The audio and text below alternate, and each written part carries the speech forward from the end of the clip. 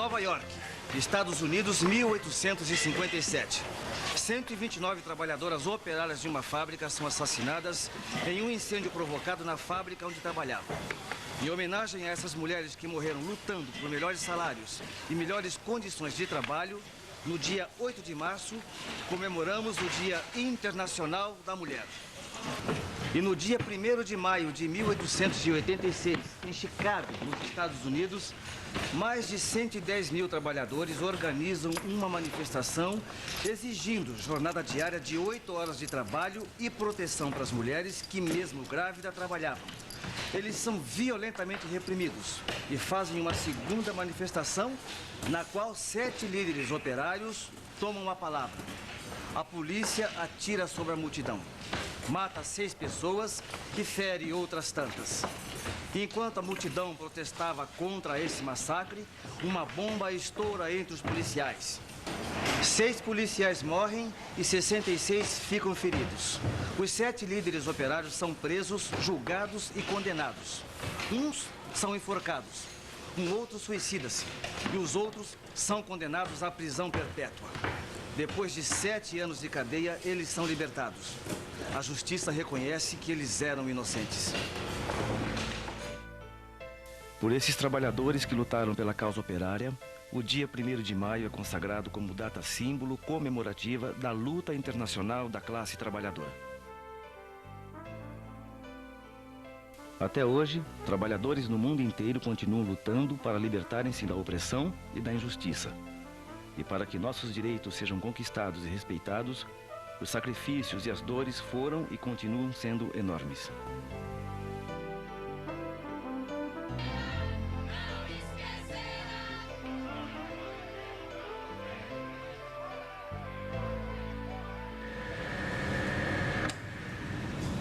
A seguir, você ficará sabendo um pouco da história da luta operária aqui no Brasil. Através dela, o trabalhador brasileiro se esforçou para ser o sujeito da construção da sociedade, atuando com consciência e responsabilidade social e política. Trabalhadores cristãos participaram dessa luta e, munidos de fé, criaram a Pastoral Operária em São Paulo.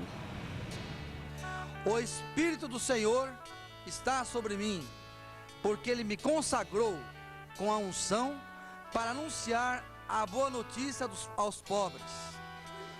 Enviou-me para proclamar a libertação aos presos e aos cegos a recuperação da vista, para libertar os oprimidos e para proclamar um ano de graça do Senhor.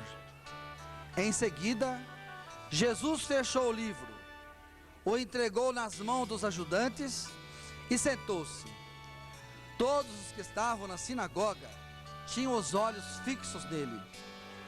Então, Jesus começou a dizer-lhes: hoje se cumpriu essa passagem da Escritura que vocês acabam de ouvir.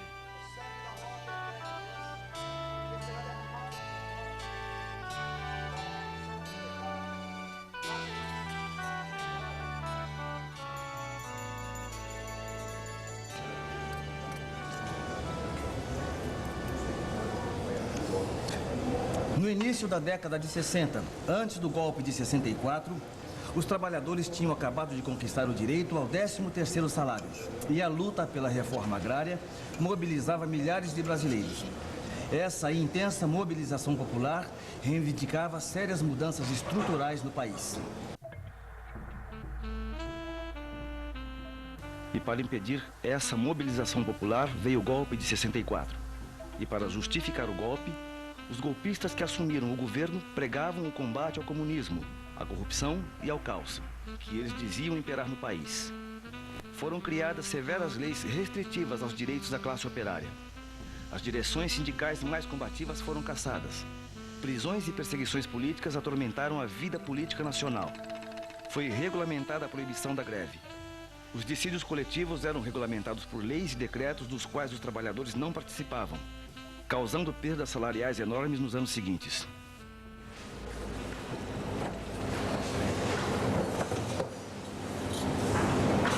A crise econômica e social de 1965 a 67 era muito grave. E o trabalhador com medo de perder o seu emprego, não reclamava das injustiças que sofria, passando a humilhar-se e sendo obrigado a aceitar a situação. E assim deu-se o crescimento econômico do Brasil na época. Com mão de obra barata, matéria-prima abundante a ótimo preço e contando com as facilidades oferecidas pelo governo, as empresas estrangeiras vieram rapidamente se instalar aqui. E para lucrar e crescer, essas empresas precisavam de mão de obra especializada. E na falta de trabalhadores especializados, as empresas passaram a exigir muito mais dos seus empregados, aumentando assim a exploração.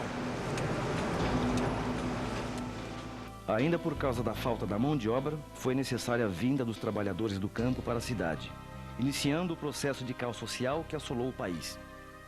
Essa imensa migração do campo para as cidades alterou a composição e o caráter da classe operária, pois os trabalhadores que vinham do campo não tinham nenhuma experiência nas lutas sindicais.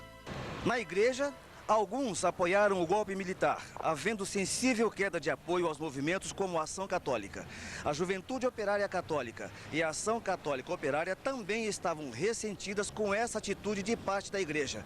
E inúmeros operários cristãos, sentindo dificuldade em desenvolver seus trabalhos nesses movimentos, passaram a se reunir com os trabalhadores nas comunidades, refletindo com eles sobre a vida de trabalho, de local de moradia, de família e da fé. Essa reflexão orientada da situação dos trabalhadores nos anos 60 ocorreu junto com a realização do Concílio Vaticano II e a Conferência de Medellín em 1968, onde os bispos analisavam a situação do povo latino-americano para orientar a ação da igreja encarnada na realidade do povo. No Brasil, o compromisso com o movimento social e a criação das comunidades eclesiais de base fizeram a igreja compreender melhor os verdadeiros interesses do militarismo brasileiro. E a igreja no Brasil, estimulada pelas conclusões de Medellín, subscritas pelo próprio Papa Paulo VI, passou a reforçar a atuação dos operários cristãos dentro das fábricas e locais de trabalho. Tomavam corpo os movimentos e as pastorais no meio operário. O período de 1970 a 1975. A partir do golpe militar, nas regiões Sul, Leste 1, Leste 2 e Osasco, multiplicam-se grupos de trabalhadores animados pela experiência e mística de militantes que vinham da Juventude Operária Católica e Ação Católica Operária. Em julho de 1970, o Frei Luiz Sartori é nomeado para organizar a pastoral operária na arquidiocese. Em 18 de outubro de 1970, sob a ditadura militar marcada por repressão, prisões, torturas, mortes e também por arroxo salarial, a pastoral operária nascente se faz presente na Catedral da Sé e em todas as paróquias e comunidades de São Paulo pela Missa do Salário Justo. Nessa mesma semana, Dom Paulo Evaristo Arnes é nomeado arcebispo de São Paulo e seu apoio foi fundamental para o crescimento da pastoral operária, que em sua ação utiliza o método ver, julgar e agir. Ver. Era a época do milagre brasileiro. A economia crescia num ritmo fabuloso. As exportações aumentavam. E quem ficava com a riqueza produzida? Os trabalhadores eram oprimidos e ameaçados de demissão caso reivindicassem seus direitos. Mulheres e menores eram explorados. Além disso, os trabalhadores tinham que lutar contra o peleguismo, lutar para acabar com uma estrutura sindical vinculada ao Ministério do Trabalho e que era envolvida por uma administração de puro assistencialismo, paternalista e alienante, que servia apenas aos interesses da classe dominante. E as consequências dessa situação eram o desespero da classe operária, a falta de confiança de uns nos outros, medo, perseguição, lares desagregados, a crescente alienação cultural, política, social e religiosa dos trabalhadores. Julgar. A estrutura econômica, política e sindical não permitia que a classe operária se organizasse em um sindicato classista e autônomo. O trabalhador era o principal responsável pelo desenvolvimento da nação, mas era impedido de exercer sua cidadania e de usufruir dos frutos de sua força de trabalho. Para esse trabalhador, a espiritualidade do conflito capital versus trabalho torna-se cada vez mais presente na sua ação e articulação dentro das fábricas.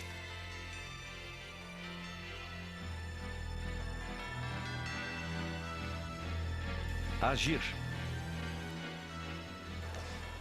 Conscientes do ver e do julgar, os trabalhadores eram chamados a agir. Assim, em 1972, foi possível definir o objetivo geral da pastoral operária: a libertação total do homem operário em todos os seus ambientes de vida. A presença dos militantes das pastorais dentro das oposições nas fábricas era significativa. Os operários eram chamados a agir nos locais de trabalho, nos sindicatos, nas comunidades e nos bairros. Estava sendo formada uma militância participativa, consciente de sua importância para a organização da classe trabalhadora. Uma militância que enfrentava a exploração econômica e a dominação política. A pastoral operária era ativa participante nas eleições metalúrgicas de 1972 e em 1973 seus militantes estavam na organização da histórica greve nas indústrias Vilares de Santo Amaro. Assim como o gato dá sua unhada e se retrai para um novo golpe, essa greve teve o nome de Gato Selvagem, porque os operários faziam paradas de 30 minutos em horários não especificados. Essa experiência espalhou-se e resultou nas interfábricas, base de sustentação da oposição sindical metalúrgica. Mas a força da repressão inicia no ano de 1974, prendendo e torturando muitos de nossos companheiros. Foram vários meses de terror. Terror que desmantelou e dispersou temporariamente a pastoral operária, mas que serviu para que os grupos de base descobrissem novas formas de atuação. Novas formas que garantissem a segurança das pessoas e que permitissem a retomada e continuidade dos movimentos. A publicação do jornalzinho O Companheiro, que depois de 7 números foi rebatizado de Onde Está Teu Irmão?, conseguia driblar a repressão, denunciando o desaparecimento dos companheiros que lutavam pelos seus direitos. Esse jornal fortalecia a rede de ação dos trabalhadores.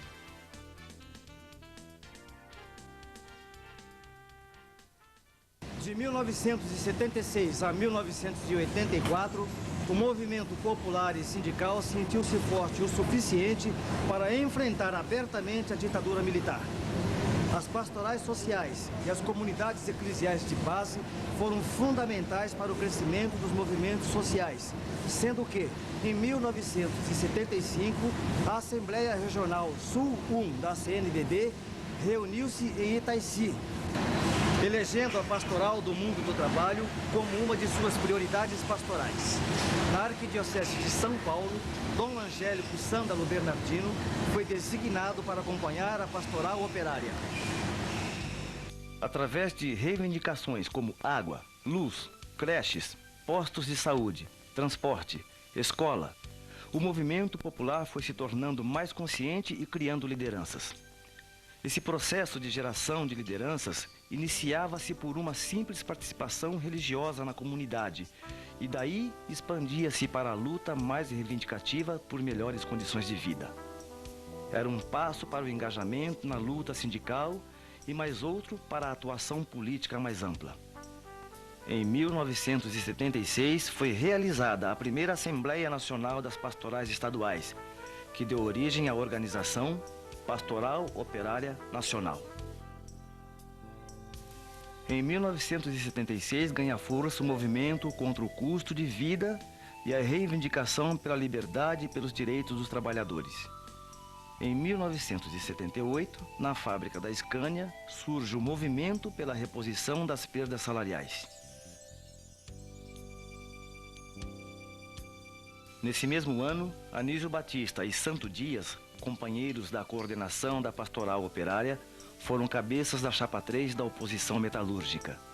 Eles ganharam a eleição nas urnas, mas ela foi invalidada no gabinete do Ministério do Trabalho. Em outubro do mesmo ano, foi realizada a primeira greve dos metalúrgicos por reajustes salariais na época da ditadura, que durou 2 dias e que foi realizada à revelia da direção pelega e traidora. Em 79, a oposição, rebelando-se contra a diretoria do sindicato, organizou nova greve da categoria, que foi violentamente reprimida. Em 30 de outubro, nessa mesma greve, em frente à fábrica Silvânia, durante um piquete, Santo Dias da Silva foi assassinado.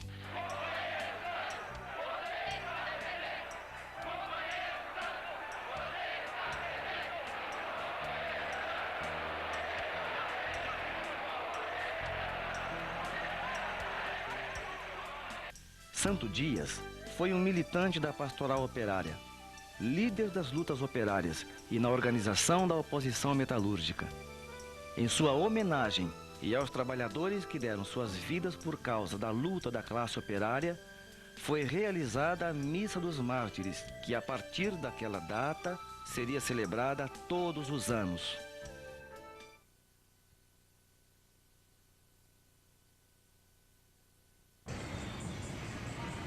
Em 1980, a Igreja promove o encontro dos trabalhadores com o Papa João Paulo II.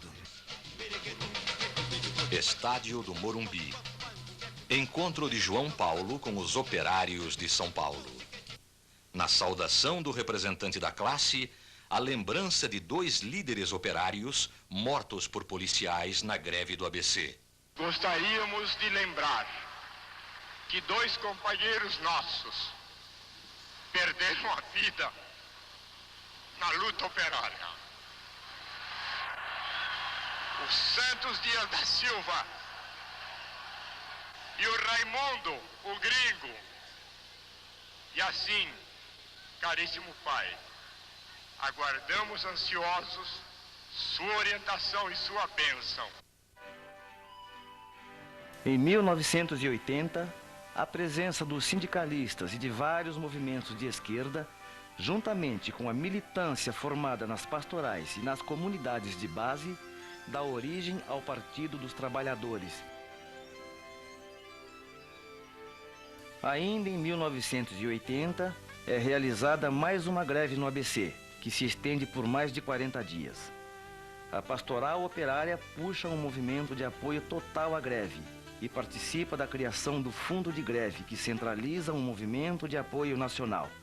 Em 1983, é organizada a primeira greve geral. A Pastoral Operária realizou vários debates para preparar a sua participação. Em 83, surge a Central Única dos Trabalhadores, a CUT, rompendo com a proibição das centrais sindicais. Proposta que já era defendida desde 67, quando foi criada a primeira chapa de oposição sindical metalúrgica de São Paulo.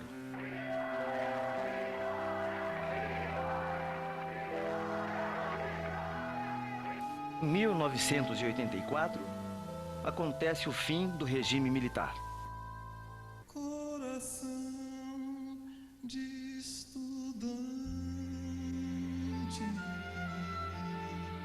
há que se cuidar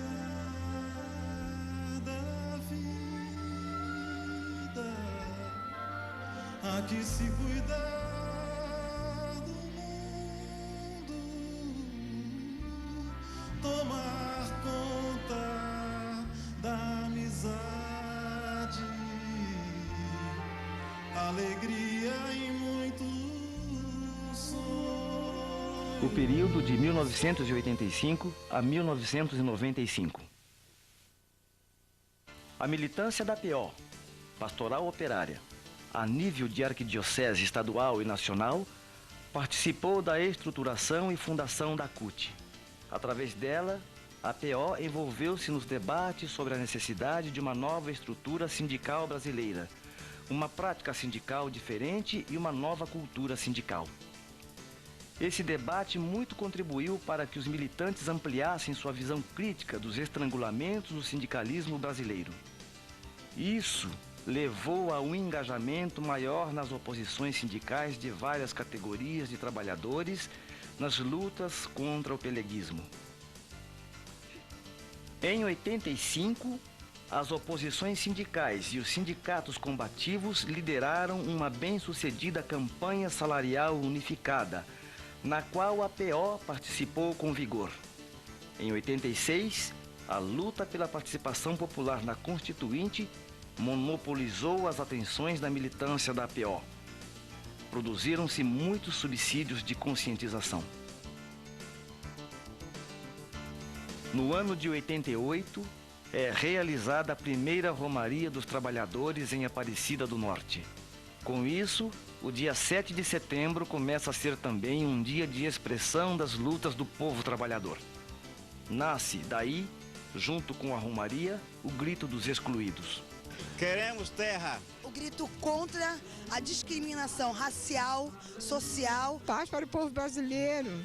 O grito de vida, de esperança, de liberdade. Teus filhos querem casa, teus filhos querem terra, teus filhos querem viver com dignidade. Pois bem, nossos direitos vêm, se não vir nossos direitos, o Brasil perde também. Nossos direitos vêm, nossos direitos vêm, se não vir nossos direitos, o Brasil perde também. O Brasil somos nós. Em 89, pela segunda vez, a campanha da fraternidade trata dos problemas do mundo do trabalho. Unidos, bem organizados, com plenos direitos e sem opressão, conquistem a vida através do trabalho, construam um mundo mais justo, irmão.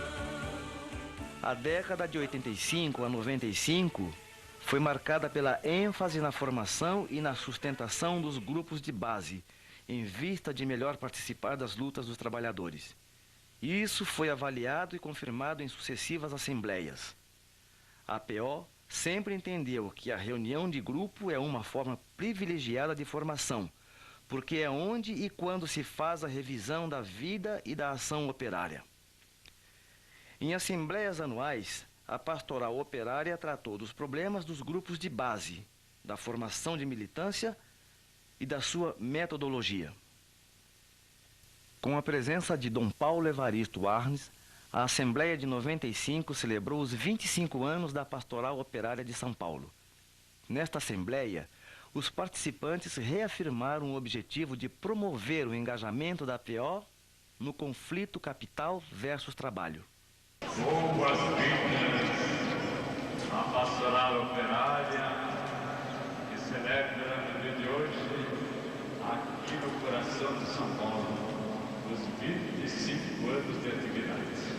Gostaria que este jubileu de 25 anos se transformasse num compromisso novo para a Pastoral Operária, estar muito ligado a todos os que constroem São Paulo e constroem o Brasil. Hoje, a Pastoral Operária está presente em 22 estados e companheiros e companheiras continuam construindo essa história de lutas, na qual a vitória definitiva ainda nos desafia.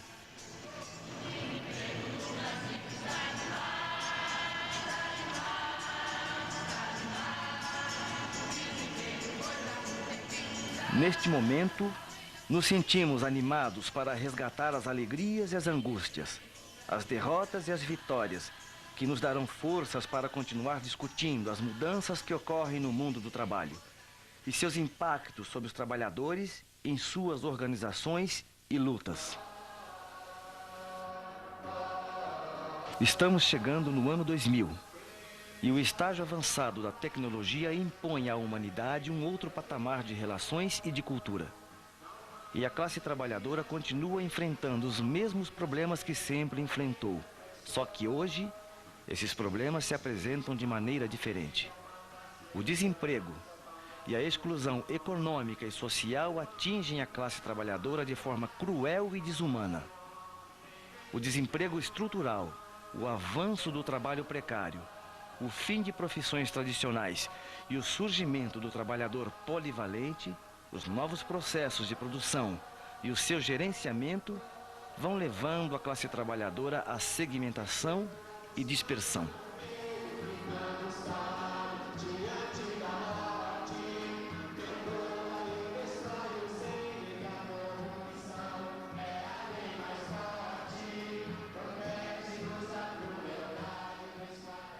Diante deste contexto, a pastoral operária junta-se ao movimento social na luta pela reforma agrária, por uma política econômica de geração de novos empregos e pela retomada dos investimentos na área social, para que os trabalhadores tenham mais vida e vida em abundância.